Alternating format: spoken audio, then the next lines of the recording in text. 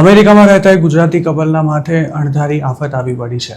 ઇન્ડિયાના સ્ટેટની આ ઘટનામાં 27 વર્ષના તેજસ ગિરીશભાઈ પટેલ નામના એક યુવકને ઘાતક હાર્ટ એટેક આવતા હાલ તે જીવન મરણ વચ્ચે ઝોલા ખાતો થઈ ગયો છે. તેજસને હાલ લાઈફ સપોર્ટ સિસ્ટમ પર રાખવામાં આવ્યો છે. ડોક્ટર્સે પણ જણાવી દીધું છે કે તેની રિકવરીની શક્યતા ના બરાબર છે. તેજસ પટેલ હાલ બ્લુમિંગ્ટનમાં આવેલી હોસ્પિટલમાં સારવાર હેઠળ છે. તેમની પત્ની સ્વીટી પણ હાલ તેમની સાથે જ છે, પરંતુ તેજસની ટ્રીટમેન્ટમાં ખાસો ખર્ચો થઈ રહ્યો છે, જે સ્વીટી અફોર્ડ કરી શકે તેમ નથી. આ કપલને મદદ કરવા માટે હાલ GoFundMe પર ક્રાઉડ ફંડિંગ શરૂ કરવામાં આવ્યું છે અને અમેરિકામાં રહેતા ગુજરાતીઓ તેમાં છૂટા હાથે મદદ કરી રહ્યા છે.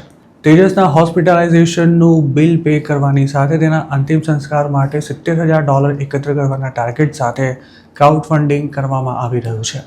અગાઉ $40,000 ભેગા કરવાનો લક્ષ્યાંક રાખવામાં આવ્યો હતો, પરંતુ માત્ર 24 કલાકમાં જ તેનાથી વધુ રકમ એકત્ર થઈ જતા હવે તેજસ અને સ્વીટી માટે $70,000 એકત્ર કરવામાં આવી રહ્યા છે, જેમાંથી $45,000 ભેગા થઈ ચૂક્યા છે.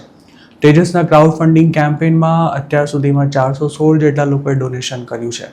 તેજસ મૂળ ક્યાંનો રહેવાસી છે અને તે કેટલા સમયથી અને કયા સ્ટેટસ પર અમેરિકામાં રહેતા હતા તેની કોઈ વિગતો ક્રાઉડ ફંડિંગની અપીલમાં આપવામાં નથી આવી.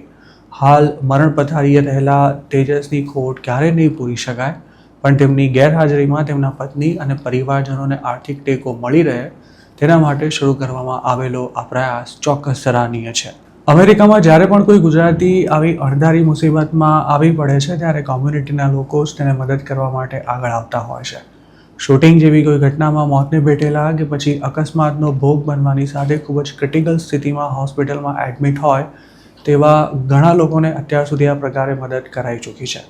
જોકે ગુજરાતીઓ માટે જે ક્રાઉડ ફંડિંગ શરૂ કરવામાં આવે છે તેના ટાર્ગેટ ભાગ્યે જ પૂરા થતા હોય છે.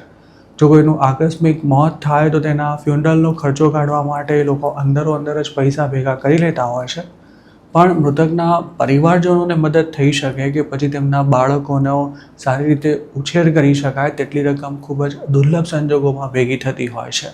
યુએસમાં ગુજરાતીઓની જેમ સાઉથ ઇન્ડિયન્સની પણ ખાસી વસ્તી છે, પણ જો તેમની કોમ્યુનિટીમાં કોઈ વ્યક્તિ માટે ક્રાઉડ ફંડિંગ શરૂ કરવામાં આવે તો ગણતરીના કલાકોમાં જ લાખો ડોલર ભેગા થઈ જતા હોય છે.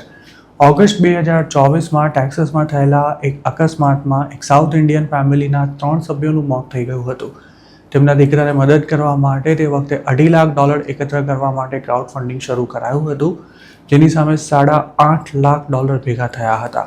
તો બીજી તરફ કોઈ ગુજરાતી માટે $1 લાખ પણ ભેગા કરી શકાયા હોય તેવું અત્યાર સુધી કદાચ ક્યારેય નથી બન્યું. ઓગસ્ટ 2024માં ન્યૂ જર્સીમાં કિશન પટેલ નામના એક ગુજરાતીને ન્યૂયોર્કના પોલીસ ઓફિસરે ગોળી મારી દીધી હતી. આ ઘટનામાં કિશનનો જીવ તો બચી ગયો હતો, પણ હવે તે કાયમ માટે પથારીવશ થઈ ગયો છે. કિશનની સારવારમાં ખૂબ જ ખર્ચો થઈ રહ્યો હોવાથી તેના પરિવારજનોએ $1 મિલિયન એકત્ર કરવા માટે ક્રાઉડ ફંડિંગ શરૂ કર્યું હતું, પરંતુ આ ઘટનાને 2 વર્ષ જેટલો સમય વીતી ગયો હોવા છતાંય $1 મિલિયનના ટાર્ગેટ સામે માત્ર $67,000 જ એકત્ર કરી શકાયા છે.